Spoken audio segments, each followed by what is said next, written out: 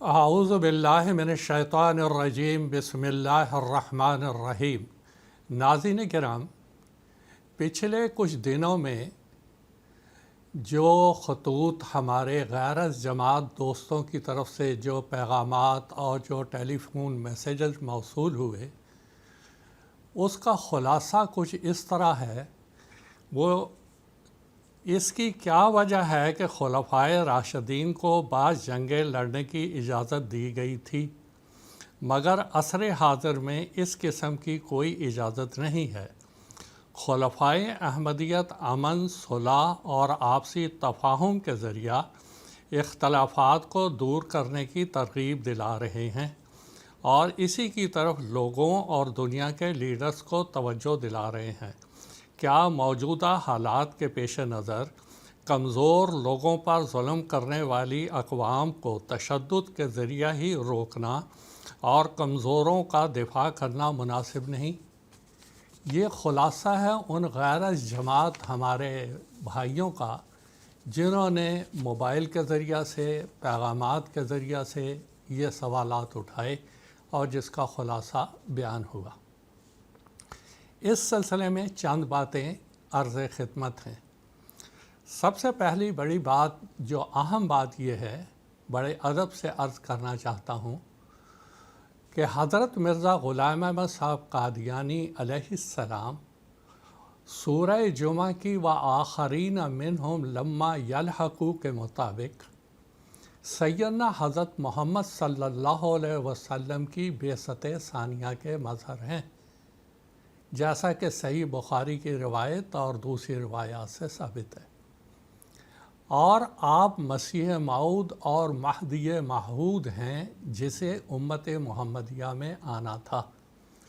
اور مسیح موعود کے بارے میں سیدنا حضرت محمد مصطفیٰ صلی اللہ علیہ وسلم نے واضح طور پہ فرمایا تھا، یضع الجزیۃ و یضع الحرب، کہ جب وہ مسیح موعود جس کی میں پیشگوئی کر رہا ہوں امت محمدیہ میں آئے گا تو اس وقت جنگوں کو دینی اور دین اسلام کے نام پر لڑی جانے والی جنگوں کو التوا میں ڈال دیا جائے گا۔ فرما چکا ہے سید کونین مصطفیٰ عیسیٰ مسیح جنگوں کا کر دے گا التوا، یعنی وہ ان کو ملتوی کر دے گا۔ اس وقت اس کی ضرورت نہیں ہوگی، منسوخ نہیں کرے گا، ملتوی کرے گا، اور جب اللہ تعالیٰ کا اذن ہوگا تب اس کو دوبارہ جاری کیا جائے گا۔ اسلام کے نام پر اسلامی اور دینی جنگیں لڑنے کے لیے اللہ تعالیٰ کا اذن چاہیے ہوتا ہے۔ 13 سال حضرت محمد مصطفیٰ صلی اللہ علیہ وسلم نے مکہ میں گزارے، ظلم سہے، مگر اس کے بالمقابل آپ نے کبھی بھی کفار مکہ سے کوئی جنگ نہیں لڑی، کیونکہ وہاں آپ کو حکم نہیں تھا۔ اس کے بعد آپ ہجرت کر کے مدینہ آ گئے، اور مدینہ میں بھی جب کفار مکہ آپ پر حملہ کرنے کی تیاریاں کر رہے تھے تب اللہ تعالیٰ نے آپ کو اجازت دی تھی۔ اُذِنَ لِلَّذِينَ يُقَاتَلُونَ بِأَنَّهُمْ ظُلِمُوا وَإِنَّ اللَّهَ عَلَىٰ نَصْرِهِمْ لَقَدِيرٌ، کہ اللہ اجازت دیتا ہے جن کے خلاف جنگ کی گئی اور جو ظلم برداشت کرتے چلے آ رہے ہیں، اور ان کو جنگ کی اجازت دی جاتی ہے، اور اللہ تعالیٰ ان کی مدد پر قادر ہے۔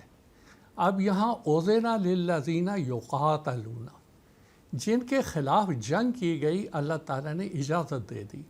اس اجازت کے مطابق پہلی جنگ بدر ہوئی سن 2 ہجری میں، اور اللہ تعالیٰ نے اپنی تائید اور نصرت فرمائی، اور یہاں تک ہے کہ 5000 فرشتوں کے ذریعہ اللہ تعالیٰ اپنی تائید اور نصرت فرمانے کا قرآن مجید میں ذکر ہے۔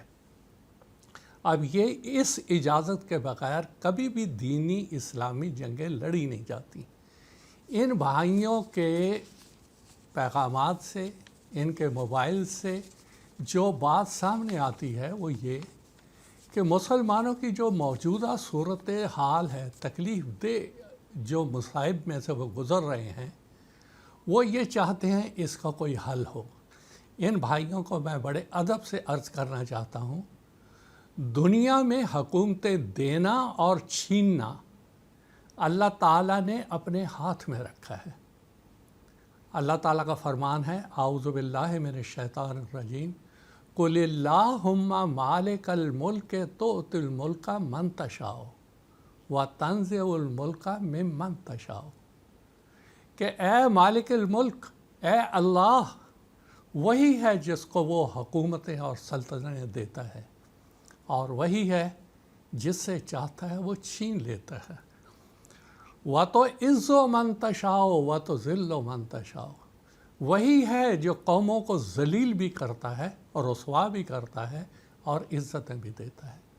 آج مسلمانوں کے ہاتھوں سے جب عزتیں نکل گئیں، جب وہ حقیقی اسلامی تعلیمات کے مطابق حکومتیں چلانے والوں کے ہاتھوں میں حکومتیں نہیں رہیں اور یہ حکومتیں کسی دوسرے لوگوں کے ہاتھ میں آ گئی، اس کا مطلب ہے مالک الملک ایک سزا کے طور پہ اللہ تعالیٰ نے ان کو مسلط کیا ہوا ہے۔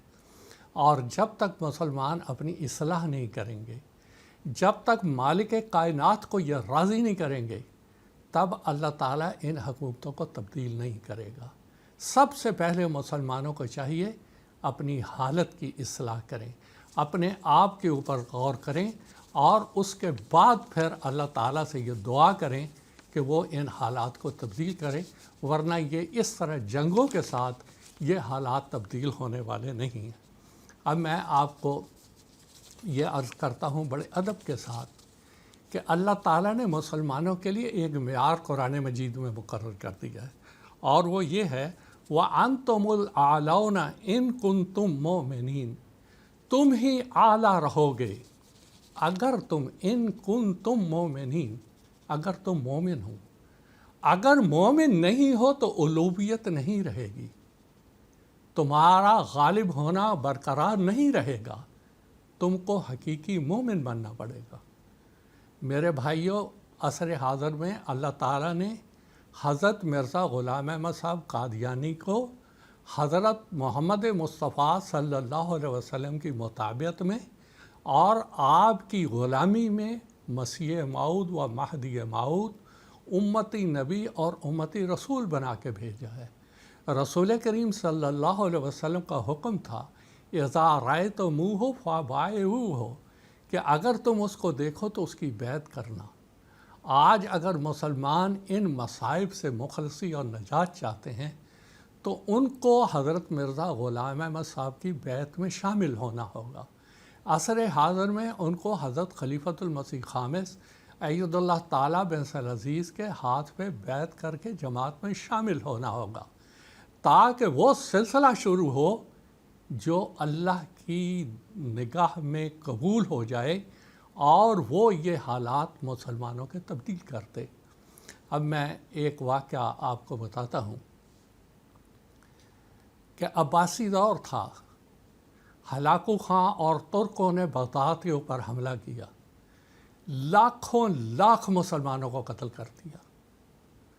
جب کچھ مسلمانوں نے دیکھا کہ یہ حالات تو بہت زیادہ خراب ہو گئے، تو وہ ایک بزرگ کے پاس گئے دعا کے لیے کہ دعا کریں کہ اللہ تعالیٰ اس مصیبت سے مسلمانوں کو نجات دے۔ وہ بزرگ کہنے لگے، میں کیا کروں؟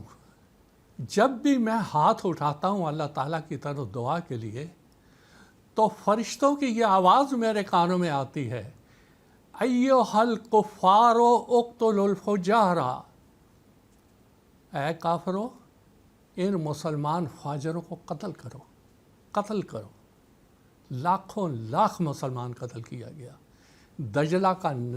دجلہ دریا کا پانی سرخ ہو گیا، لائبریریاں اور کتب خانے جلا کے راکھ کر دیے گئے۔